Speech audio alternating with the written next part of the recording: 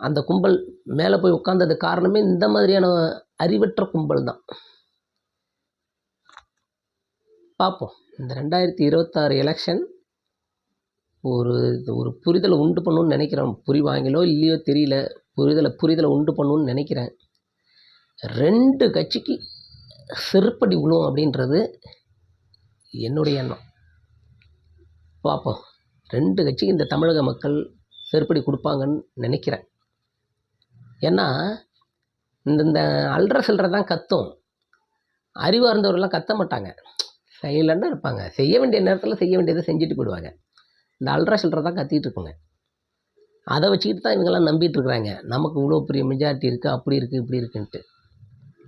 ஆனால் இந்த எலெக்ஷனில் தெரியும். ஏன்னா தமிழ்நாடு இந்த அளவு முன்னேறி நிற்கிறதுக்கு மெயின் காரணம் தெளிவான மனநிலையில் இருந்த மக்களால் தான்.